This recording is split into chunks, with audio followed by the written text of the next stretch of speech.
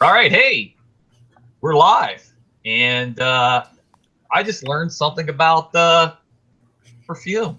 For weird as that is, but hey, like a while ago, I just got I was the Kirk to somebody else's Spock. So like all kinds of weird shenanigans go on off air that you guys.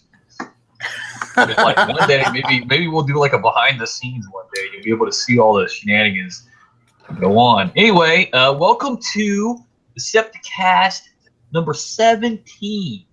And good lord. Yeah, I know. It's fucking crazy, right? It's like longer than like a couple of presidents' terms have lasted. Like that one guy that got got sick really bad and then died in office, and the other guy got. Anyway, I'd like to welcome my host here, my heavy metal brother, Dreadwind. Hello, hello. Always here to learn something new, apparently. Yeah, and he's on his Quaaludes again, so there you go. and we got the fiery Pyro Strata with us today. What's up, kids? All right, we invited like 18 other Decepticons, but apparently there's this big conspiracy where they all hate me, so nobody else showed up. So there you go. Oh, all right. Flush your pity pot. I know. So anyway, on this episode, it's all Michael Bay's fault. I know. He fucking saved the franchise, but he couldn't save me from being hated. What the fuck ever? Maybe I'd explode, and then maybe I'll explain why it's not statutory rape for 5 minutes, and then maybe I'll get some friends back. Hey. Anyway, let's go on with the show. Speaking of Michael Bay, Thundercracker, why don't you give us the first question? Oh, okay. I guess I could do that. That's a lead-in. That's called a lead-in. Wait to what's the word? What's that word? Segue. Segue. Who's on the Quaaludes now? It Segue. All right. From Jason Wetzel, whose name is pretty awesome because it rhymes with pretzel. Jason Wetzel asks, if you could punch the head off of one body, wait, let me start that again. If you could punch the head off of the body of one person, but your only choices were Michael Bay, the editor-in-chief of IDW, or that guy, whose skull would you send into lunar orbit? And I'm going to go first, and the reason I'm going to go first is because I'm awesome. All right. Now, I already answered this on Thoughts from Thundercracker, obviously, but I'll answer it again here. I would definitely pick that guy, and the reason being is I don't give a shit if people like the IDW comics. I don't give a shit if people love Bayformers. That's their prerogative. People like shitty stuff all the time. Look at fucking Taylor Swift. She sold like 900 billion fucking albums.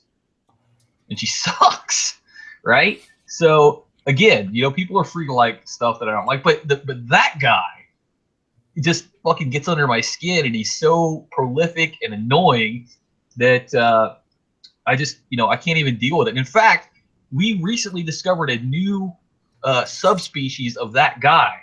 On Transformers Earth Wars, there's the poacher, that guy. And what they do is they join your alliance, and then they like try to poach your players off of your alliance. So yeah, a whole brand new fucking subset of that guy to enjoy. That is straight insipid bullshit. I know, isn't it great? So yeah, that's that. All right, so let's go ahead and go for Dreadwind. What would be your answer to this question? Their Dreadwind, and please don't have any banjos involved. No banjos today. There's so many good choices between just the three choices that we've been given. It's hard to pick one. I'm going to have to go with Michael Bay, just because I can't stand what he's done to the movies and to the franchise, and the things he's done in the movies has boiled over into other aspects of Transformer. So now you're seeing bumblebees that can't talk in the cartoon series, and you're seeing the Bayverse style Autobots and Decepticons drawn in the same style in the comic books now because of the popularity of the Michael Bay movies. Had that not happened, we might still be seeing at least some resemblance of G1 in the things. And as far as IDW goes, I mean, it's comic books, and they do weird stuff in comic books all the time. whatever. But Michael Bay, I can't excuse that. All right. Hey, speaking of comic books, have you ever seen Satanica? No. It was Glenn Danzig's comic book. My wife I've heard of it. Yeah, my wife has a couple of signed issues by it. It's amazing. That's cool. Yeah, it's like a big boob demon chick. All right, so Pyrostrata, what are your thoughts? How's that for a segue? Pyrostrata, what are your thoughts on this question? Well, let's see. Our choices. Good old Mikey Bay, the editor-in-chief of IDW, or that guy. Well, the editor-in-chief of IDW, I really can't blame him because he's in it for the money. That guy is more of a concept than an actual being. So that's going to have to also be Mikey Bay. He has set the standard by what now is purveying across the board for the franchise, and it's pretty inexcusable in a lot of cases. Now they keep trying to circumvent the idiocy, but no, it's like a plague. So yeah, Mikey Bay. Michael Bay. All right, see, I was going to say, too, is like one thing, if you're a fan of G1, which I'm saying it's safe to say that all three of us are, that I hate is every time there's a new Michael Bay movie that comes out, inevitably, invariably, people ask me, oh, what do you think of the new Transformers movie? I don't know. It's probably going to suck ass water. I'm not going to watch it. So, yeah. And not only that, really.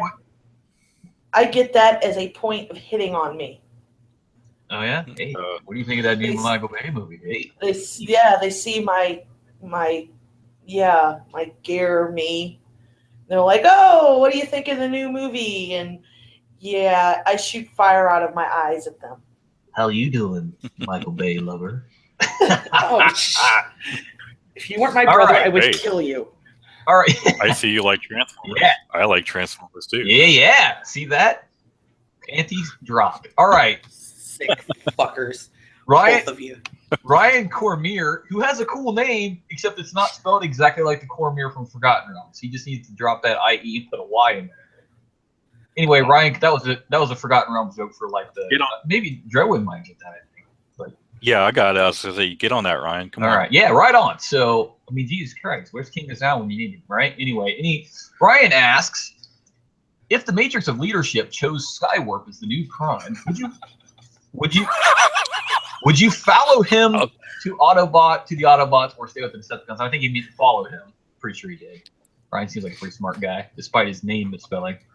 Anyway, first off, like I said in my answer, I would question the wisdom of the ancient primes, collected wisdom if they fucking chose Skywarp. I would be like, what bad energon have you consumed, oh ancient ones? Right. I mean, like, they have the collected wisdom of our entire race. Like, let's give it to Skywarp. Fuck it. Let him be in charge. What can go wrong? Right? And so the second part of this question is: would you follow the Autobots? That's the Cybertronian equivalent of here, hold my beer. Right, yeah, right. Yes, watch this. It would be like a comedy show for the ancients.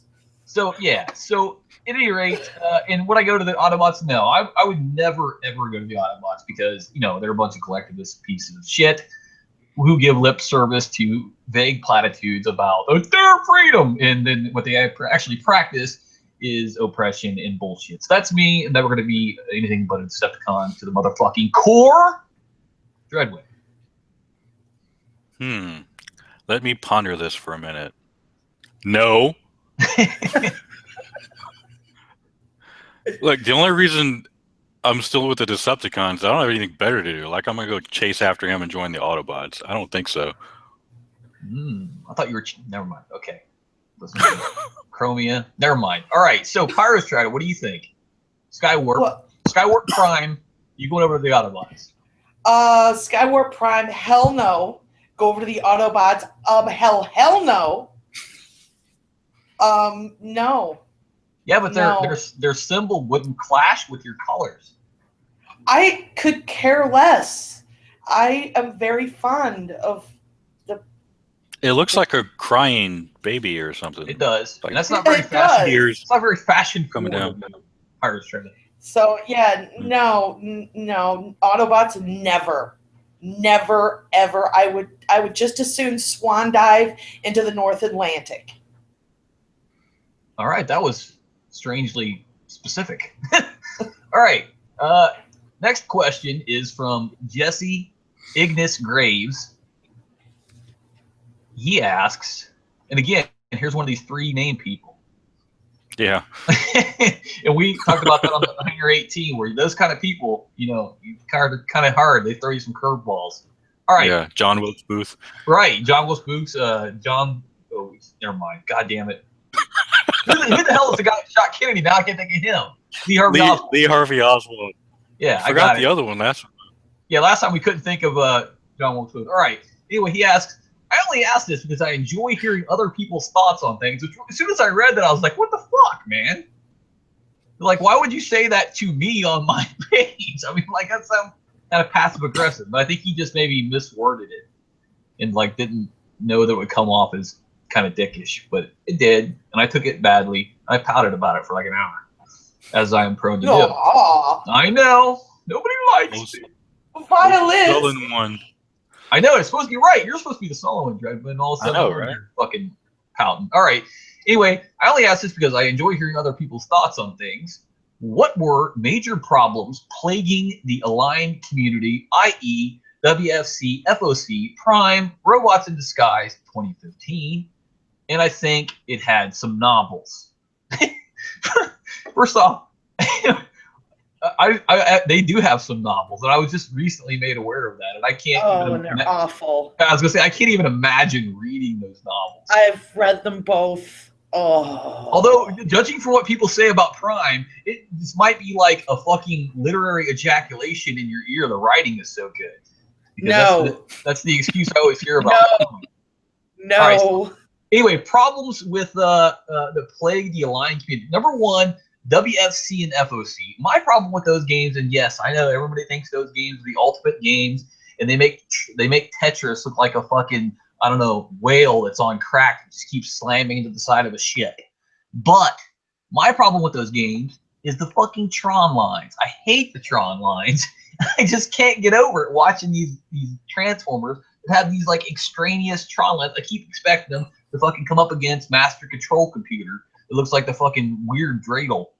Right? Every time. That's my problem with the FEC, WLMNOP, QRS, TLMNOP games. Right? My problem with Prime, okay. My problem with Prime is that the character designs are based on, obviously, closer to Bayformers than they are G1. And, like, the fucking chinny chin chins and the Starscream and the high heels. I can't do it. I really can't. I mean, and it could have Beowulf style epic Shakespearean writing, and I still can't get over Starscream and high heels and betentacled Soundwave who looks like a broken mirror that was badly pieced together by a 3-year-old. I can't deal with that.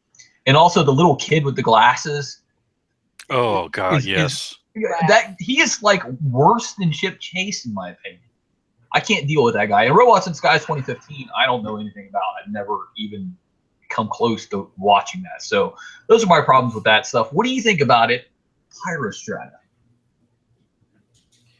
Well, I happen to have liked Aligned continuity in the beginning when it showed enormous potential of going far. And it had intended to do so, but with the failure of Fall of Cybertron, Hasbro pulled the plug on that. And wait a minute, hold on. Fall of Cybertron failed? Yes. Judging by what people tell me, those games are so great, I should assume it sold like 400 million copies. Well, the problem with the game was War for Cybertron came out, it was a hit.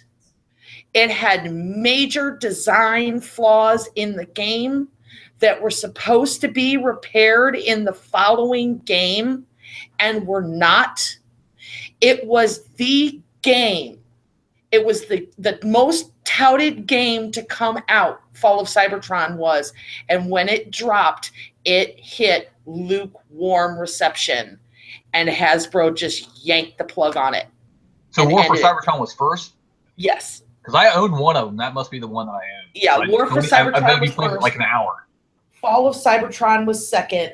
And there was supposed to be a third game. And because it fell flat in sales, Hasbro pulled the plug on it. Now, they tried desperately to save a line continuity with several books. They tried to continue it on with Prime, and it was not good. It was instantaneously, it was like, no, this has nothing to do with a line continuity. Then again, they came in with books to try to save it, to piece it all together, and they failed. Robots in Disguise 2015 was also supposed to be a line continuity and also failed on all counts. While I liked Prime, it had absolutely nothing whatsoever to do with the games or the novels, no matter what Hasbro has to say about it. It had nothing to do with it at all. And Robots in Disguise was supposed to be a sequel to Prime. It is not, no matter what Hasbro has to say about it. It has never shown any potential to be a sequel to Prime, and it definitely fell short on such things as writing, animation, voice acting. All of the above was a complete fail across the board. If Robots in Disguise is a sequel to anything, it is a sequel for kids that got attracted to Transformers through little rescue bots. It is for the kids that are like 7 to like 13. It's definitely a kiddie show. Yeah, they tried to kick it up a notch, and it's still garbage. So tell us how you really feel. a line continuity had a chance to be good, and it was dropped across the board for years. It is a failure. It's a failure. Unfortunately, it failed. See, two things about that I want to say really quick is one thing is putting things into a book to save a video game franchise is not a very good idea, because I'm guessing that a lot of people that are big video game players, not so much into reading.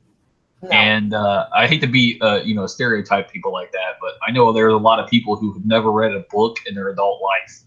That is terrifying. Yeah, I know. It's fucking crazy. And secondly, I don't know shit about Prime other than like the snippets I've watched and like the shit that's been rammed down my throat by people going, God damn it, Prime, writing. And also, I don't know anything about Robots in Disguise, but I would liken Robots in Disguise more to Rescue Bots, just based on the little bit that I've seen it. And Dregwin, go ahead. Not too familiar with a lot of the aligned continuity. From what I understand, I was looking it up, and I could be totally wrong here, but from what I read, I was under the impression that the aligned continuity wasn't originally intended to be tied together. That was something they did after the fact. No, it was meant to be tied together. Okay, because there was some sort of Transformers Bible that was written that was supposed to tie everything together. I don't know. Yeah, the Covenant Primus. It was supposed to tie it all together, but that came out after Fall of Cybertron went flat. Okay. It was a vain attempt to save the line continuity. Okay. Well, I never played the games. I thought they looked halfway decent from just the trailers I saw, but I never actually played them, so I don't have much of a comment on those. The Prime series, I thought was overall okay.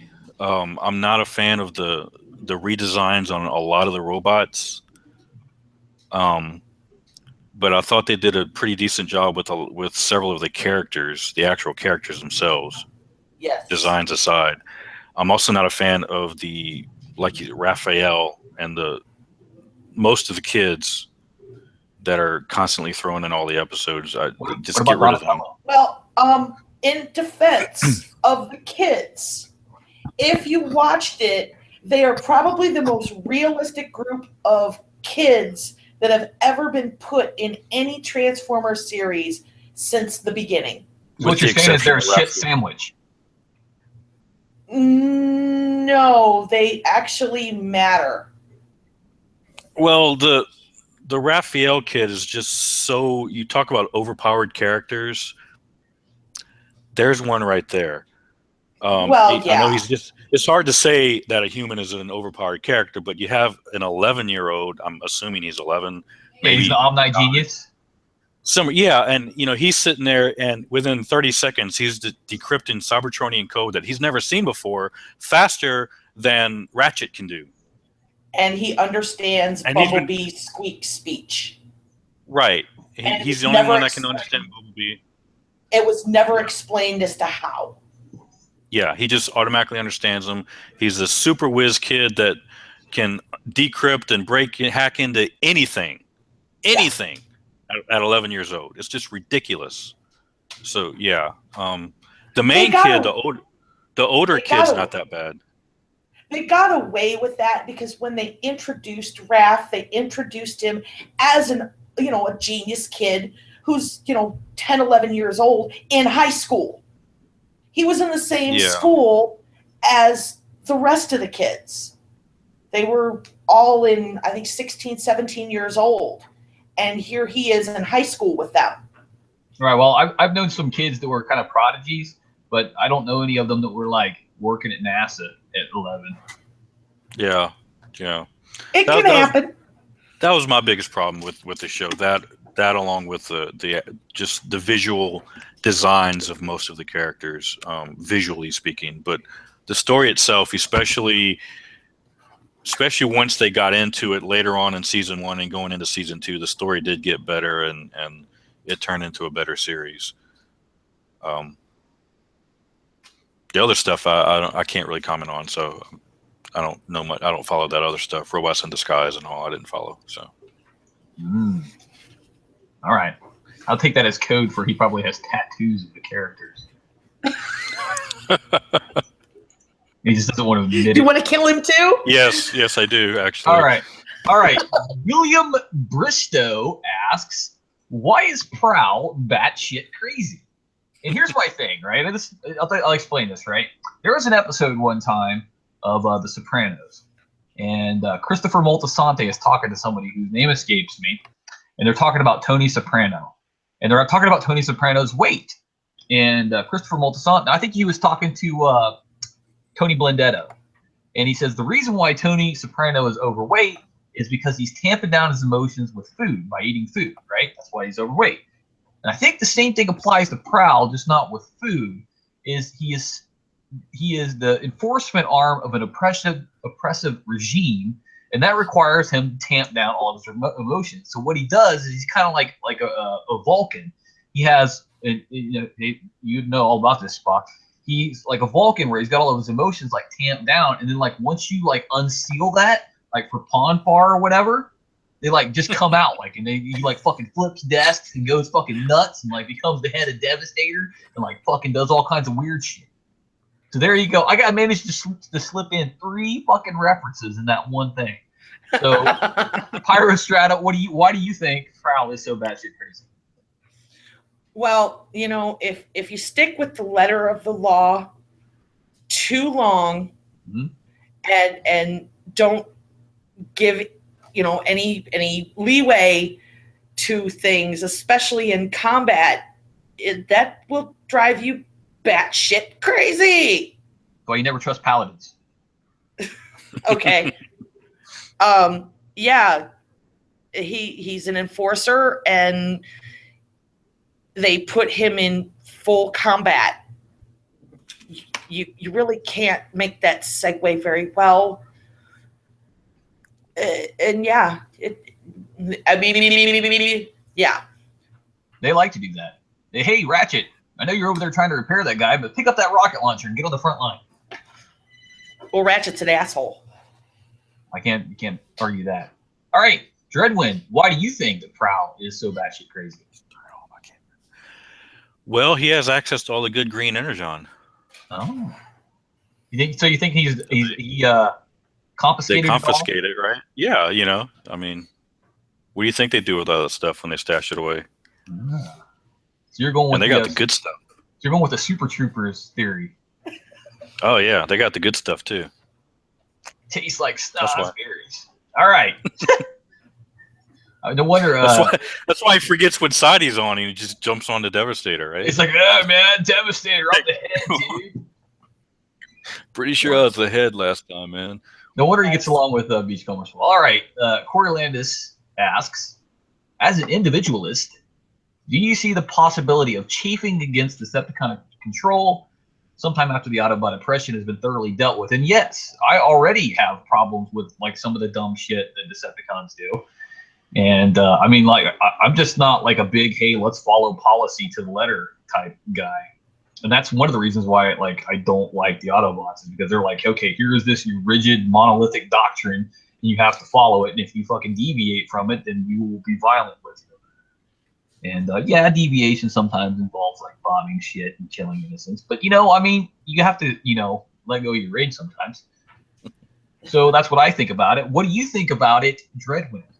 It's cathartic, isn't it? Cathartic, yeah, agree. Yeah. Absolutely, I'm with you. Don't really have anything better to do, so that's why I'm here. I love that answer. Like, well, nothing else to do. I might as well be the Decepticon. Blow up a few Autobots, drop a few bombs. Passes the time. It's a day. Passes time. It's a day's work. Somebody's got to do it. Pyrostreka? Depends on very many factors, actually. Yes, I do occasionally chafe against high command. My legendary run-ins with Starscream attest to this. Yeah, we've seen the videos. Yeah, He's I'm very sure chafing. you have. Mm-hmm. Yeah. His gimp mask and everything. We've seen them all. Hey, he's your brother, Thundercracker. That's true. My Sexy. condolences. But yeah,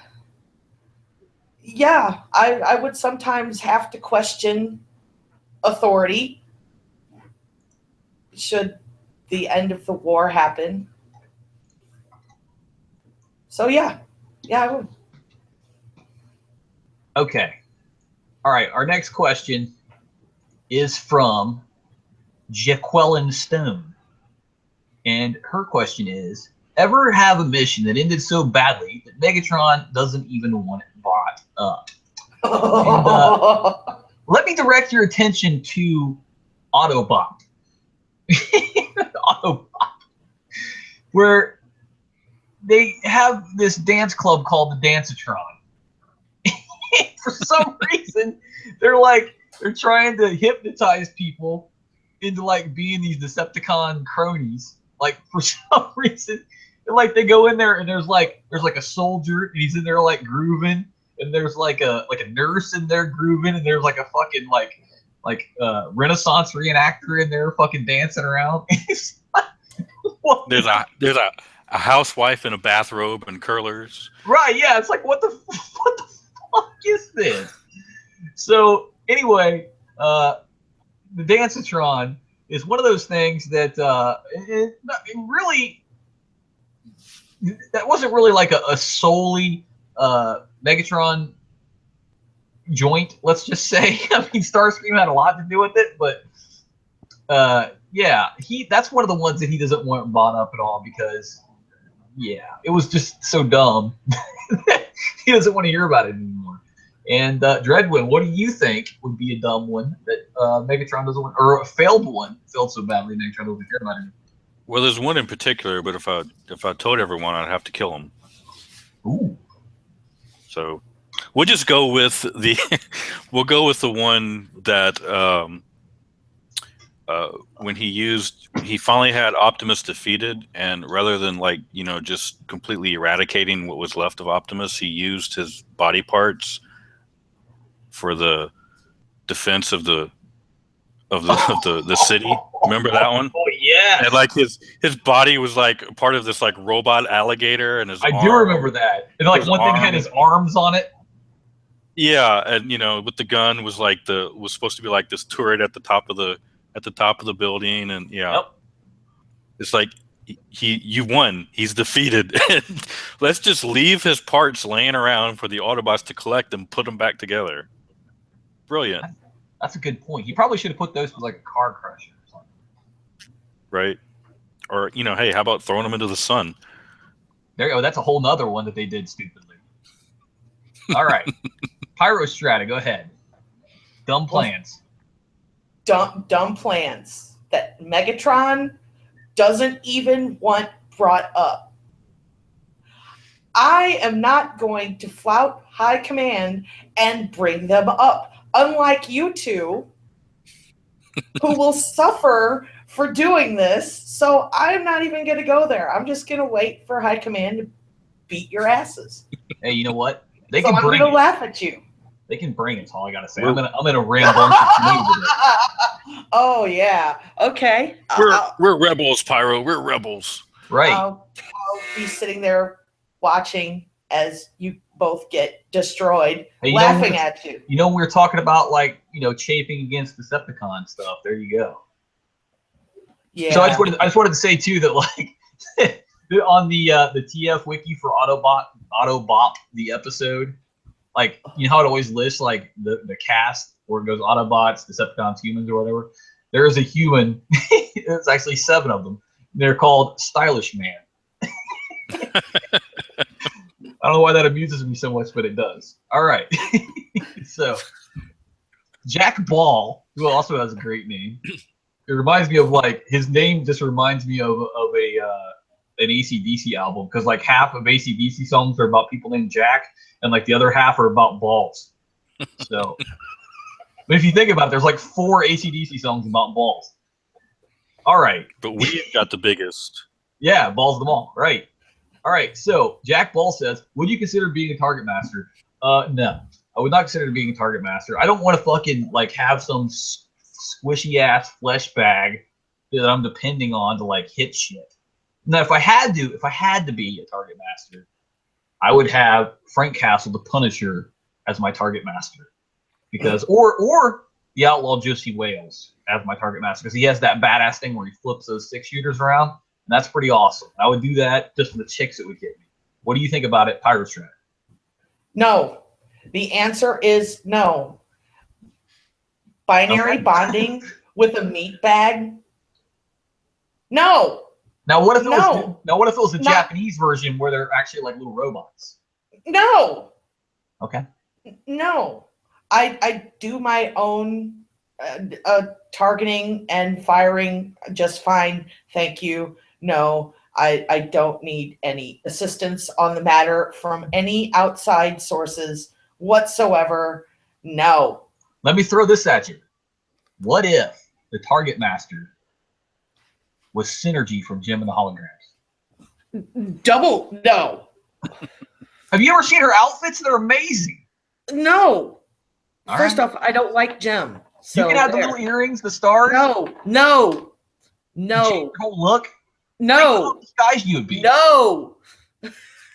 You'd fight the Misfits. I'm going to burn your hangar down. I'm just saying, it'd be awesome. I'm going to burn it down. I'm trying to help you here. I'm going to take your entire Energon supply and I'm going to burn your fucking hangar down. All right. What if it was a My Little Pony? I'm going to burn your fucking hangar down. Robert Bubble? You're just digging your... All right. Motherfucker. Okay. Enough tormenting Pyrostrata. What about you, Dreadman? What do you think about a target master? Having formerly been a Power Master myself, I can tell you with a very enthusiastic and emphatic no. You sound very enthusiastic. That was my enthusiastic voice. I can tell. Yeah, You're I about was. one octave above Barry White when you said that. Hey, children. All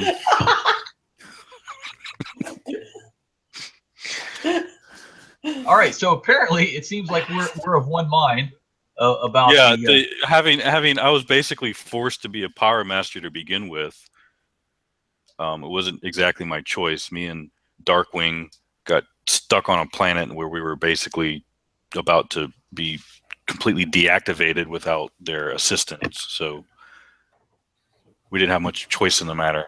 So given a choice, absolutely not. No. Did you get dangerous? He got dangerous. Okay, I'll just check it. I got deadly. Oh, I think it's required if you have Darkwing. All right, so now if I did have to choose, if I absolutely had to choose, Jim? I would choose Target Master simply for the fact that I could take him and throw him into the sun. Yeah, right. I mean, the Target Master is the least objectionable one, I think, where it's not your head or it's not like stuck in your belly. Right, or back in my case, yes. All right.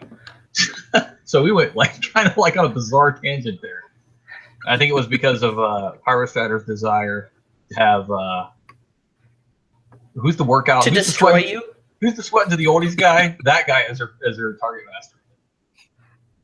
Richard Simmons. Yeah. Richard Simmons, that's the guy. I'm about ready to set my own hanger on fire. I'm so angry. All right. She's incandescent. All right. Luca Freddy Bargosi, who is an awesome guy, by the way. He says, hello, yes. Mr. Thundercracker. See how nice he was? He put a little note in there for me. I hope not to be rude and tactless with a question like this. Ellipsis. What are the differences between male and female Cybertronians? I mean, it's quite easy to find the differences in a biological entity, but in giant transforming killing machines, ? Do you choose the gender at some point in your early life? You feel it in your spark. Is there some robot in disguise? Now, the way I answered this was that, there are quite a few differences between male and female Cybertronians. Number one, the voice modulation is different. The whole architecture of their cerebral core is different. Their physical structures are different. They're just different, I mean, they're patently different. Pretty much everything about them is pretty different, right? So, I mean, they're still the same race, but there are obvious differences physically and intellectually and mentally. Not saying that they're one's inferior or superior. They're just different, right? Yeah, just keep digging that hole deeper. Hey, I saved it at the end, right? Just digging that hole deeper. All right, and then he says, okay. He says, do you choose gender at some point in your life? No. Basically, you're given that when it's basically encoded in your spark, whether you're a male or female Cybertronian. And do you feel it in your spark? Yes, I guess. I've never had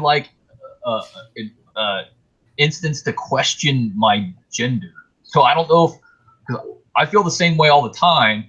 I'm not sure if that's feeling like a male Cybertronian. I'm not sure if feeling like a female Cybertronian is different. And he says there's some robot in disguise, and by that I think he means is there some robots who try to look like different genders. And yes, that there is that happens because we're a race of subterfuge, and there are males that try to pass themselves off as females, and vice versa. It's just it happens, right? And some of us do it better than others. Excuse me. All right, I'm just saying. I'm not questioning, man. Whatever makes you comfortable. All right, so Dreadwind, what are your answers to these questions from Mr. Barrett Bargosi? I've always kind of like you, just assumed it was intrinsic to your spark. Your personality encoded. You are who you are, and when took the personality chips or sparks, whatever they were, in the Combaticons, they kind of morphed into what their personalities already were. Right. So, that's out of the drawer. Yeah, that's kind of my take on it. You are. And it's like you said, it's there's differences, but it it's kind of like you have a sports car and a pickup truck. They still basically do the same functions, but they do it differently. They're right, and jobs some are good at one thing, some are good at other things. Exactly. All right, now that everybody's been waiting for Pyro Shadow, what are your thoughts on this query? Well,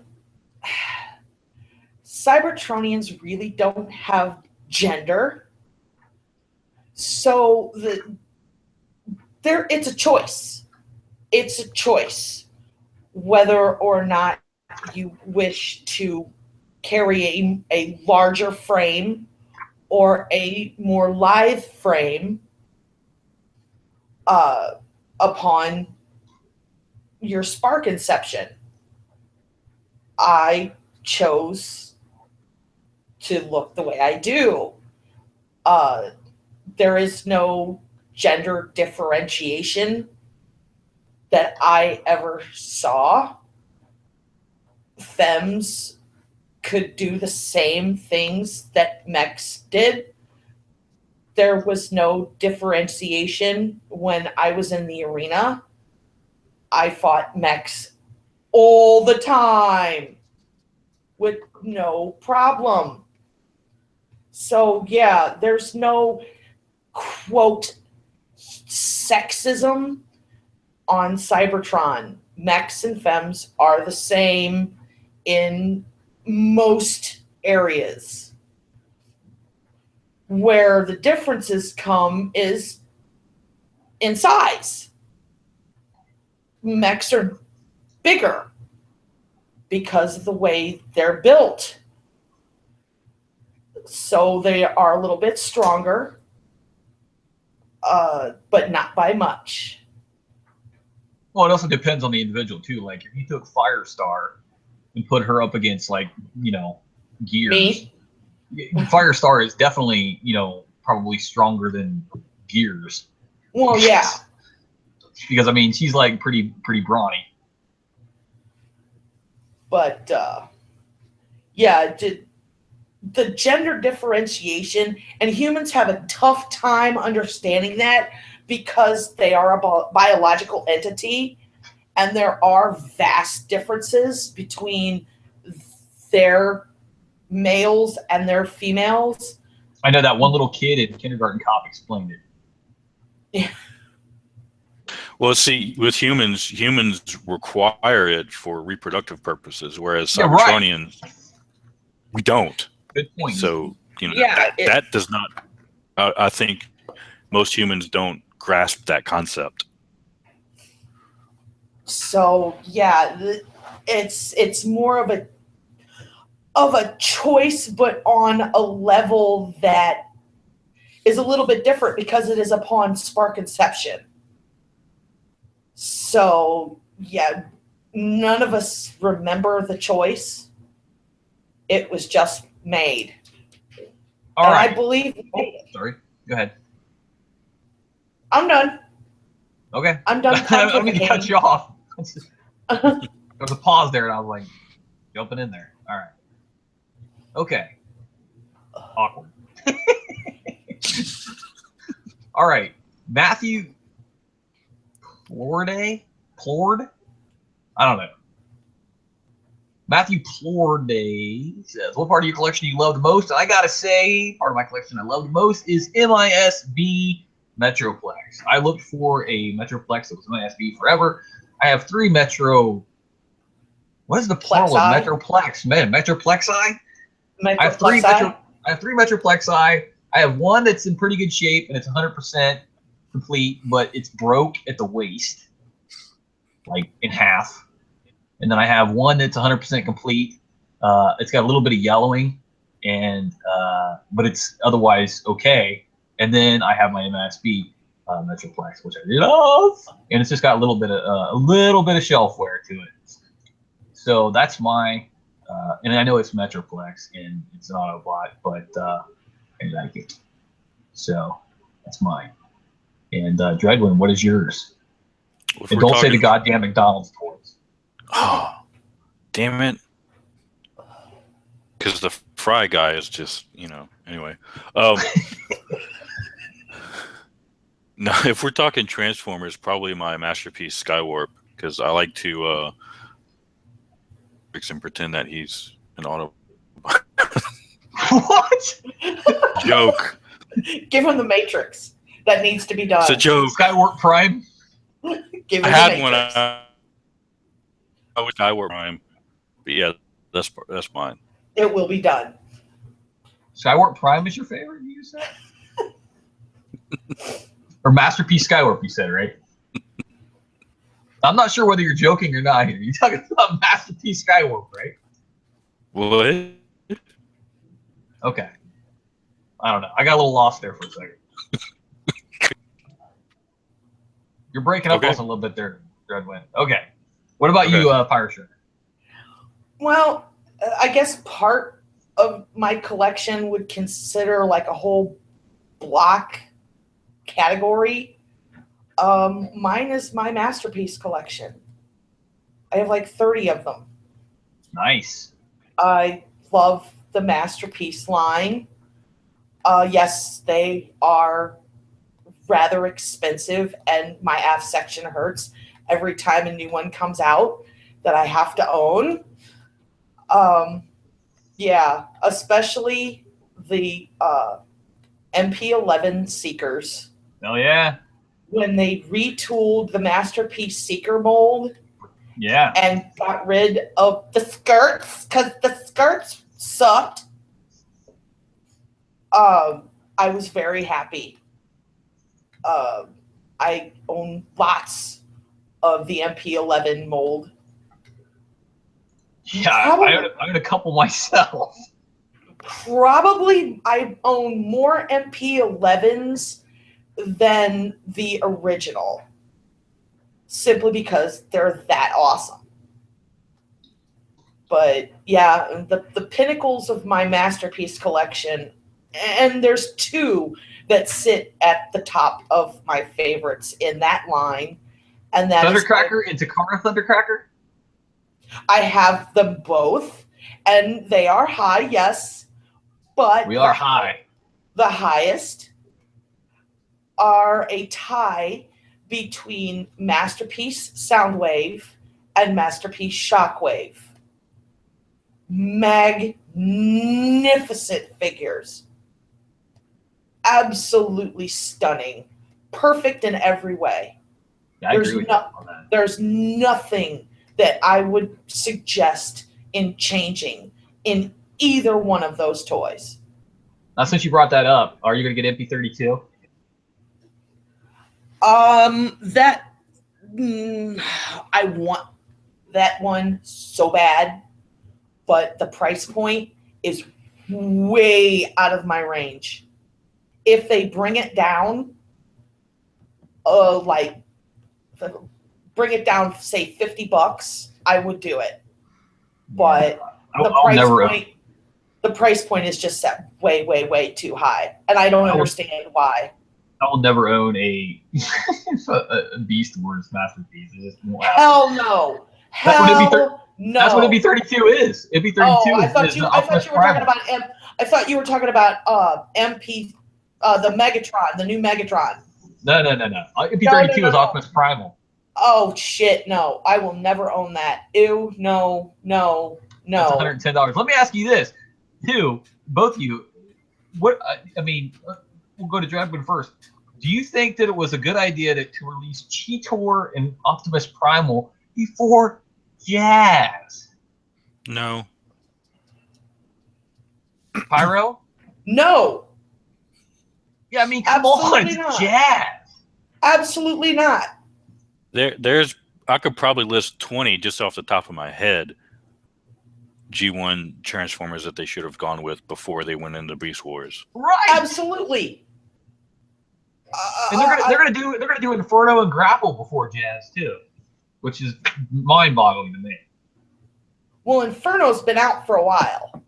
Right, but still before Jazz. Before Jazz, and that's a damn shame. I think they should have done Jazz before they did Prowl. Yeah, agreed.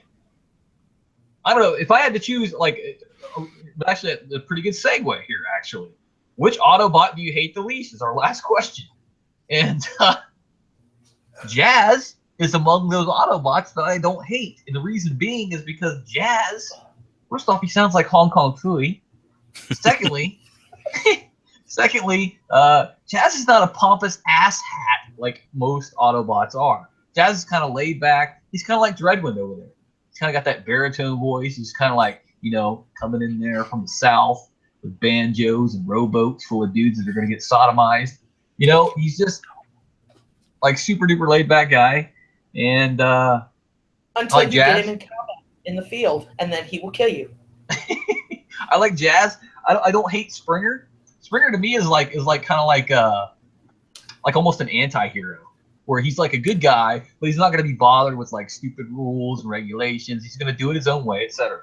Right? I don't hate Blur, even though his voice is annoying and the way he talks is annoying. And every time I hear it, I think of buying a bunch of little small cars from Galoob. I still like Blur, and I don't hate Roadbuster, and I don't hate Trailbreaker.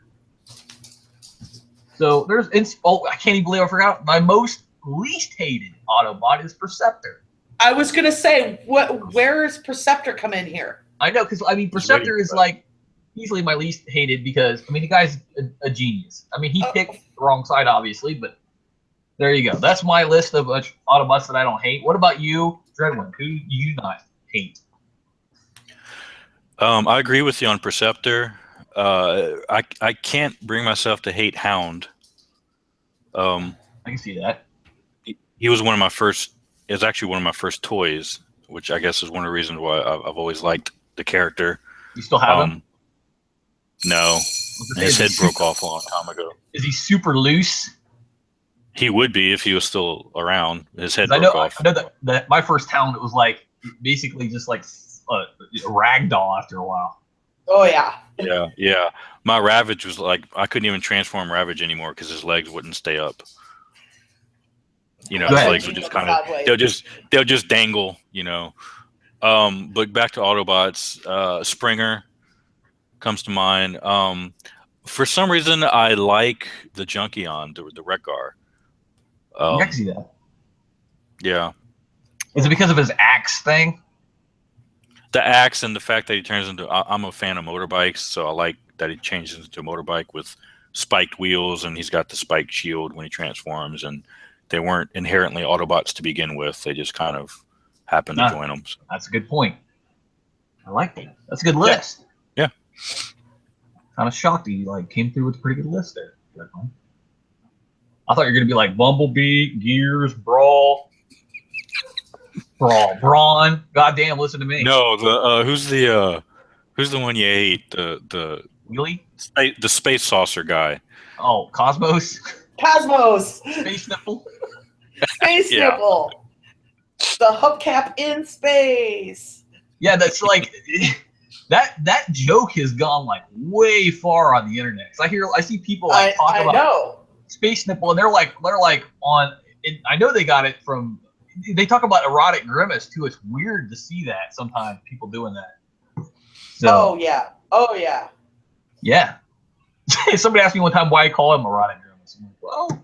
Oh Lord, they haven't been around long enough to know. Right. Exactly. Right. So, I just come up with weird names. There you go.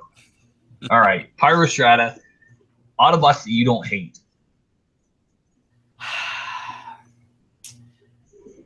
Don't hate. You mean Autobots I don't want to kill? Yes. Right away? The ones that you would kill last. Yeah, there you go. Who would be the last on your kill list? Perceptor. All right. Because he's a goddamn genius. And it's gonna come way out of left field, but Sunstreaker. Yeah. And I would kill him last because I would torture him for Vorn. Kinky. I would destroy him slowly because I love to hate him. Well, I see. Sounds like there's some deep-seated issues there, but go ahead. Oh, yeah. Trailbreaker. I can agree with that one too. Yeah. That's Jazz, only because I respect the guy. But other than that, no, I hate them all. Yeah, see, Jazz, he has this kind of thing where like he doesn't like order people around. He just kind of like, you know, insinuates what he wants you to do, and you just like want to do it for him. And I think those are usually the best leaders, is the people that don't like, the people that make you want to do what they're telling you to do. If that makes any sense. He's inspiring. Yeah, kind of, right. Fellows. Yeah. Plus, he sounds like Hong Kong Phooey. You can't go wrong sounding like exactly. number one super guy. I'll tell you. All right. I'll tell you who would be at the top of my kill list would be Trax. Yes. I cannot stand that. Okay. Yeah. Car that thinks he can fly. No. Off with the head. John Boehnertron. So, all right, in my top of my kill list would be Wheelie, just because of the goddamn rhymes and the little fucking venison in a slingshot. Pyro. The top of my kill list, Optimus Prime. Prime. That beats out Orange Suppository. Yep. All right. But not by much. But I'll leave the Orange Suppository for you. Oh, all right, cool. All right. I'll take out the big guy. All right. So, all right, that concludes this very disjointed episode of the Thundercast. The Thundercast. God damn it. Every fucking time. I need like a Thundercast jar where every time I do that, I fucking put $1 in it or something. I'd go broke. The Decepticast, Volume 17, answers the questions from fans. And I want to thank Dreadwind. You're welcome. Okay. All right. That was pretty. I know, it's pretty sexy. I don't know. You had a pretty sexy voice right there. I got a little aroused by that. All right. Oh wow. TMI. Good night, everybody. All right, and Pyrostrat. It's been awesome as usual. These have been some really good questions. Yeah, I know. I thought so too. I mean, I think I got like close to 60, and I picked the 10 best, but I thought that these were pretty good. Shout out to the Legion of Thunder for. Right. Yeah, right. Every one of these questions is top notch. Thanks, guys. Yeah, they did come up. You know, they come through with some good ones. So yeah, there you go. Yeah, I would ask the Legion of Dread to participate, but when you have a large group of antisocial introverts, you don't generally get things done. That's a good point. It's like I think the leader of the Legion of Dread is Eeyore. Think about how much sense that makes. Yeah, Eeyore from like. Eeyore. I thought you said Igor. No, Eeyore. That makes more sense. Yeah, it makes a lot of sense. Think about it. All right. So anyway, yeah, that we just went off on a wild tangent right there too. Thanks everybody for listening, and as always, Decepticons forever.